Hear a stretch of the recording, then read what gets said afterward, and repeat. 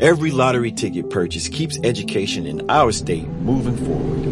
In fact, the lottery has raised more than $200 million for state school buses to get our students to school safely every day.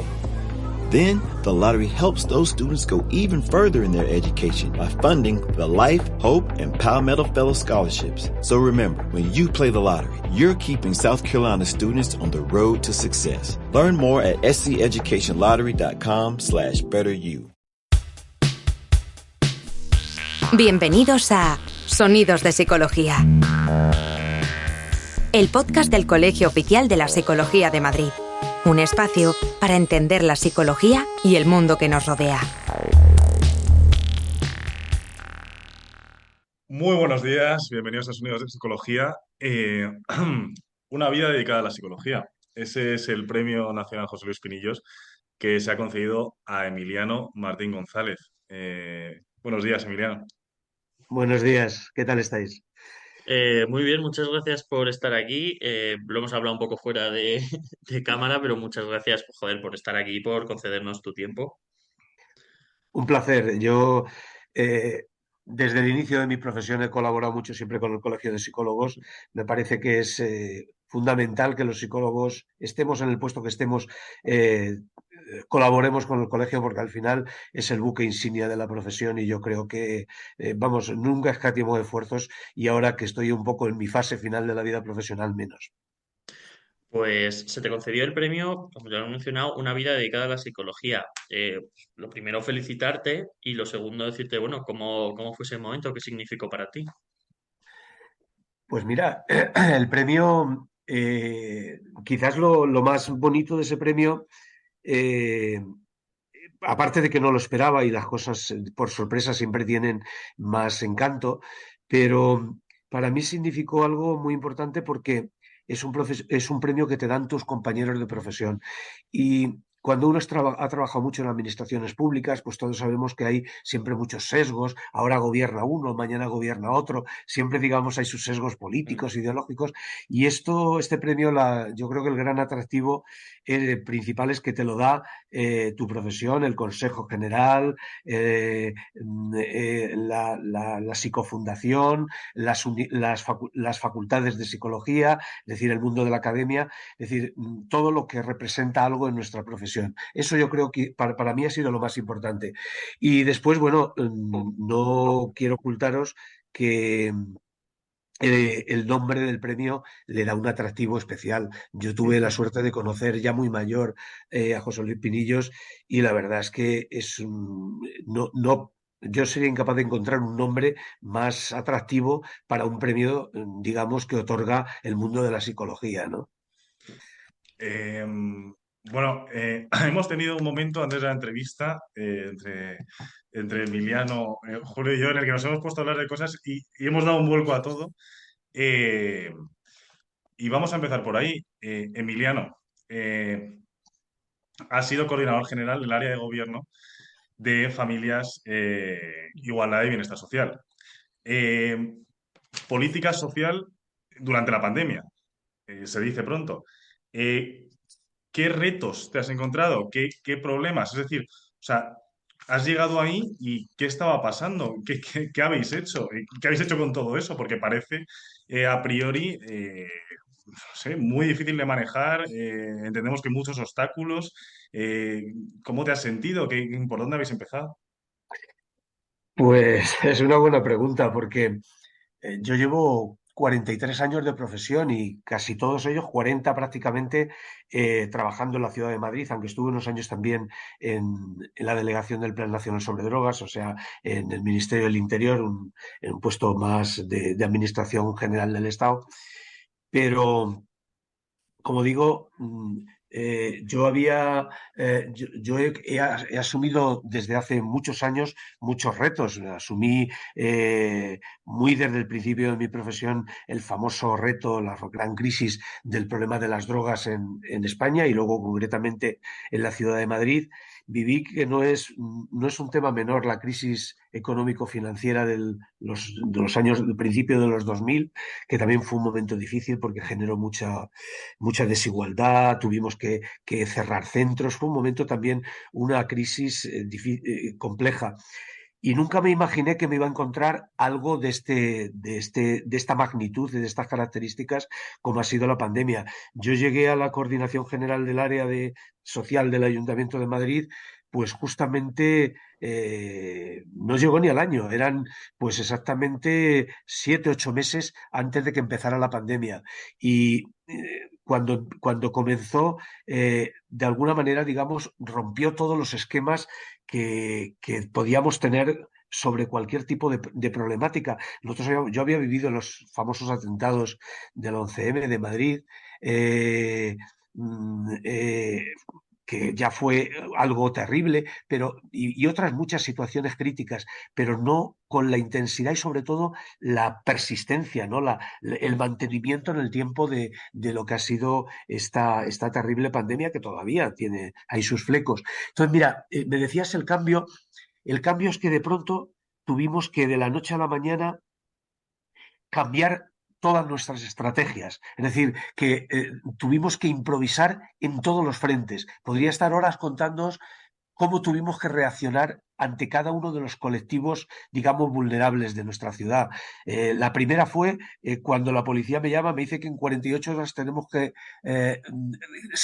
separar de las calles, recoger, digamos, ¿dónde?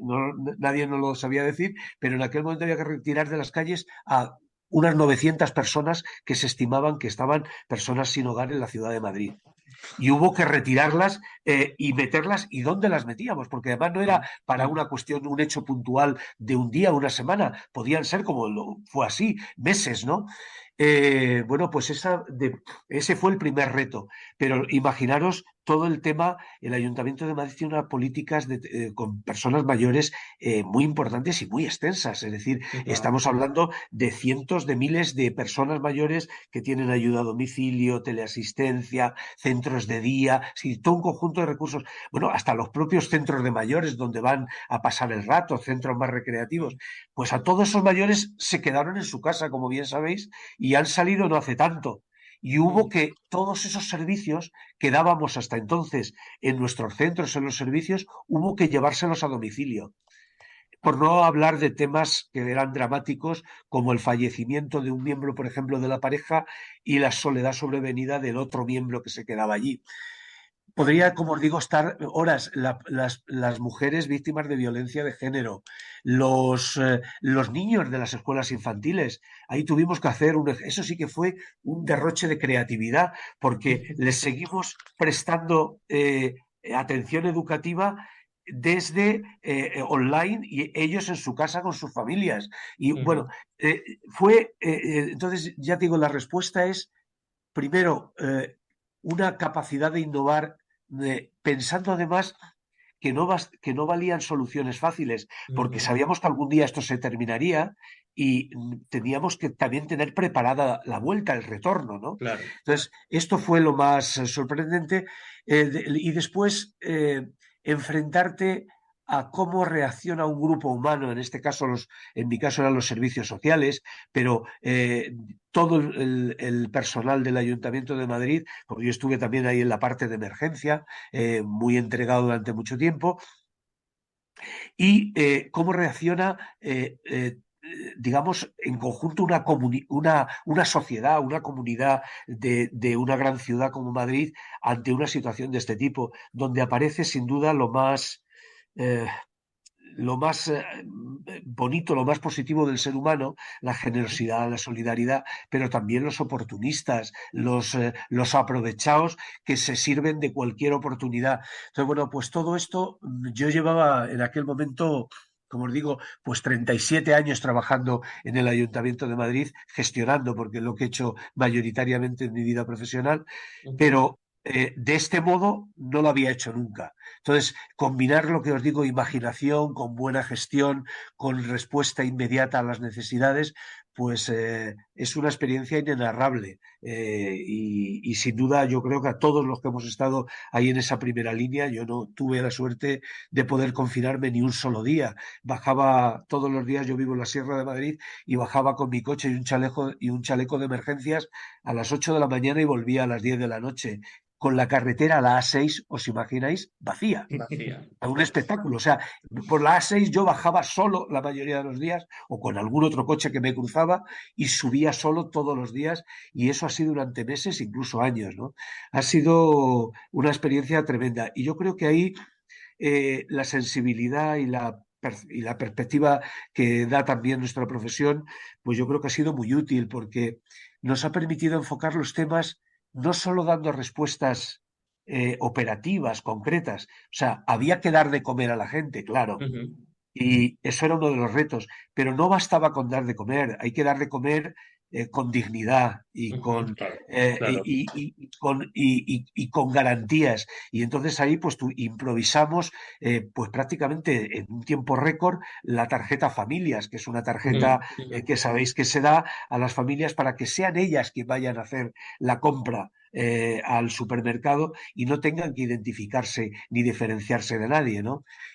Lo que os decía, todo el mundo me decía, estáis locos, que las escuelas infantiles no se puede hacer nada con ellas, son guarderías y si ya no podéis atenderlas, y yo explicaba, no, la parte de cuidado del niño, por supuesto que nos la ahorramos, pero tú no puedes dejar al niño que detenga su evolución, su proceso evolutivo durante Claro, meses o claro. incluso años. No, Eso hay que no se seguir debe. trabajándolo. Y entonces ahí con el apoyo de los profesionales de las escuelas infantiles, Mm. los educadores, que la verdad es que hicieron un trabajo formidable, pues generamos todo un sistema de apoyo online para aprovechar también la estancia de los niños con sus familias. Bueno, como veis, podríamos estar horas porque ha sido una experiencia tan intensa, pero creo que os apunto algunas ideas para que veáis cómo ha sido todo este periodo tan terrible, ¿no?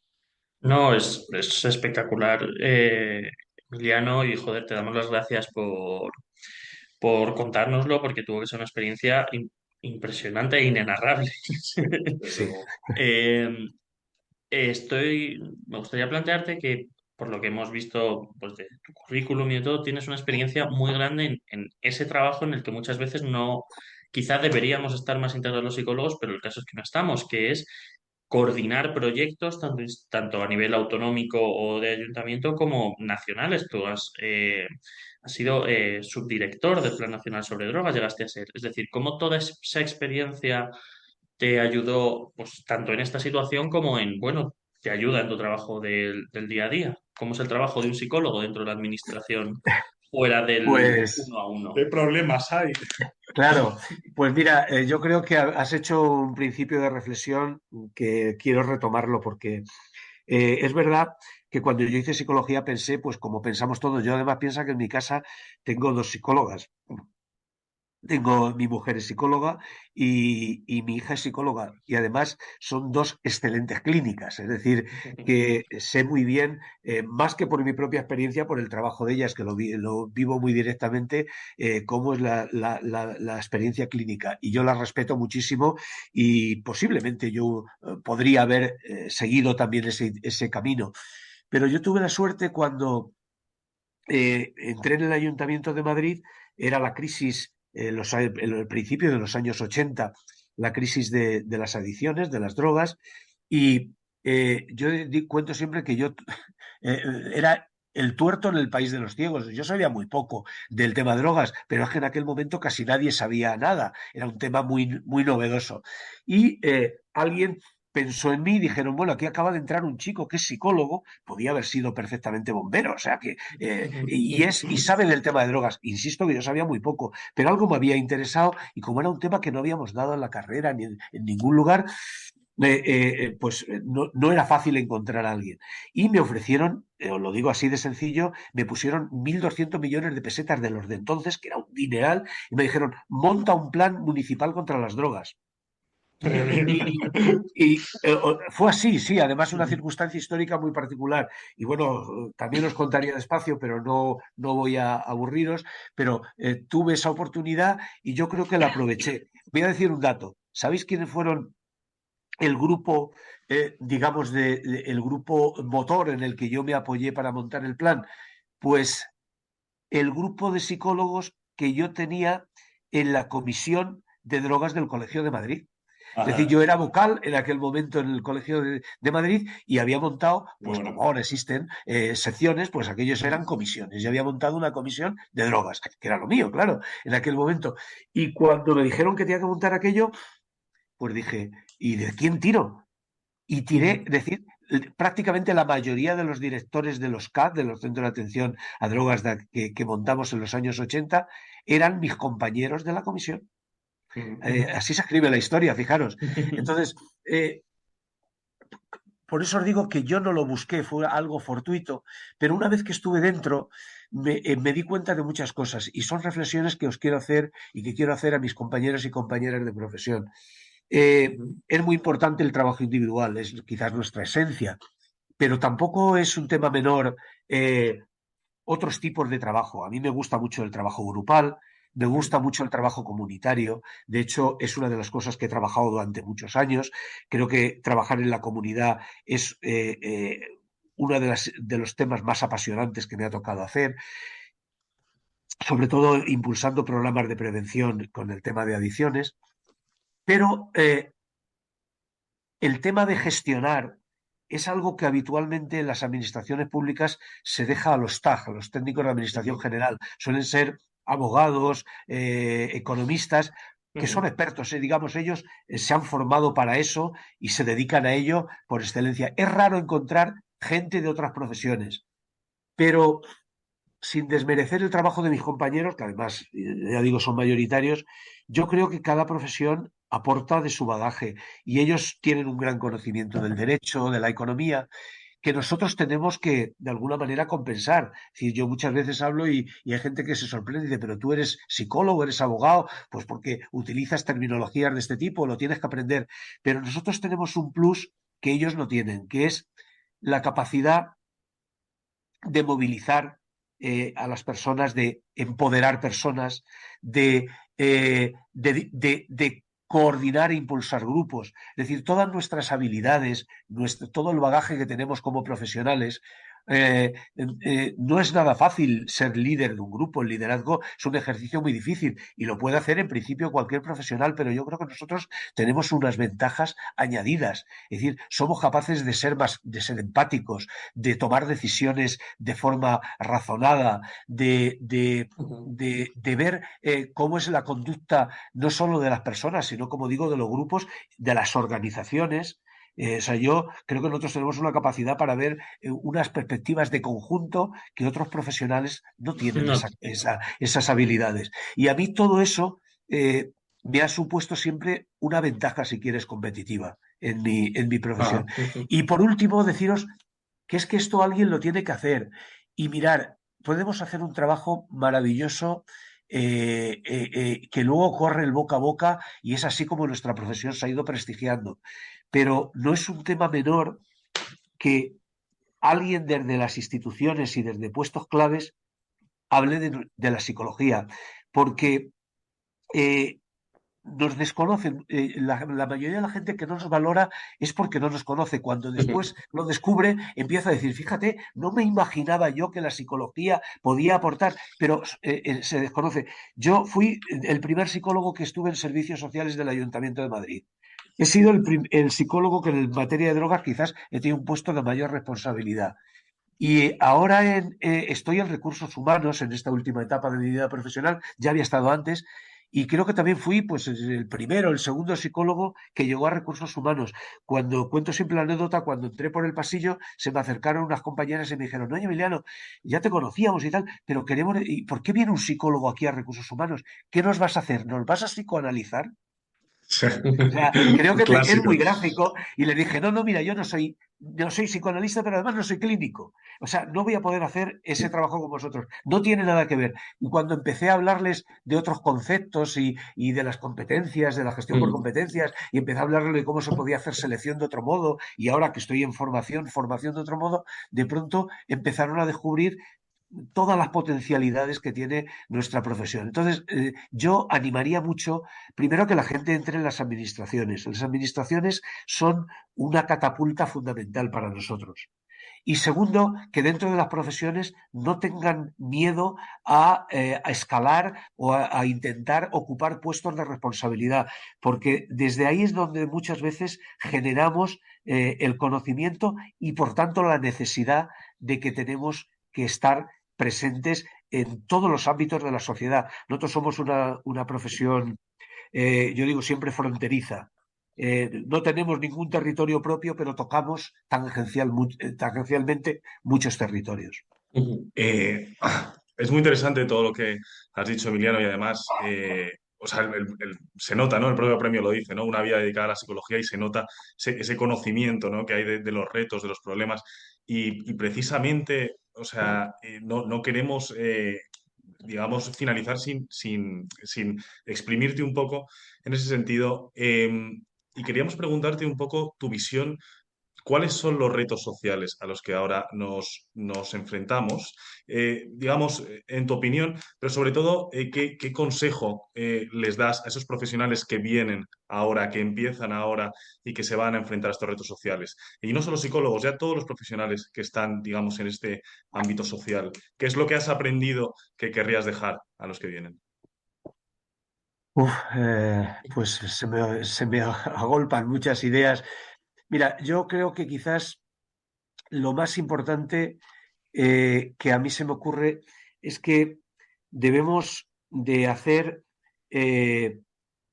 no voy a decir orillar lo asistencial, atender a los colectivos, digamos, que precisan más de nuestra ayuda. Mi hija trabaja en salud mental y no puedo, vamos, nunca se me ocurriría decirle que escatimar esfuerzos en ese terreno. Pero yo creo que la sociedad está muy carente de toda la vertiente preventiva que puede aportar la psicología. La psicología tiene un potencial enorme a la hora de hacer una sociedad, voy a decir una palabra que puede parecer así, más adulta, más madura. Yo creo Ujú. que esta sociedad padece de un infantilismo, si os dais cuenta, en casi todos los órdenes. Totalmente. La gente busca satisfacciones inmediatas, hay una incapacidad de demorar refuerzos, la gente no adopta decisiones muchas veces racionales, sino todo es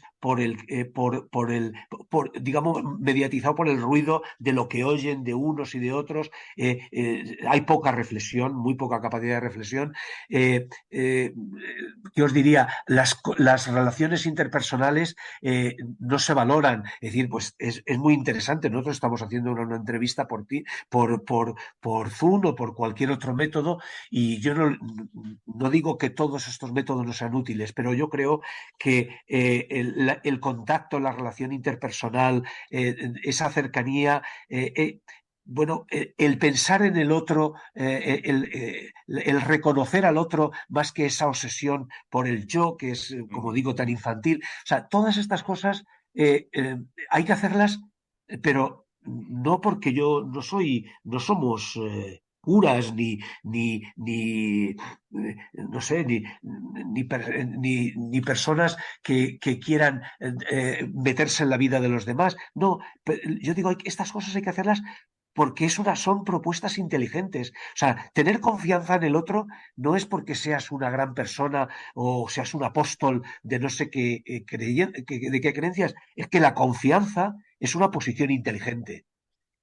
Si yo Muy confío interesante. en las expectativas de lo que el otro me va a dar, tengo más posibilidades de transformar la Mm. realidad, de crear nuevos Totalmente. proyectos. Entonces, todo esto alguien lo tiene que explicar a la sociedad.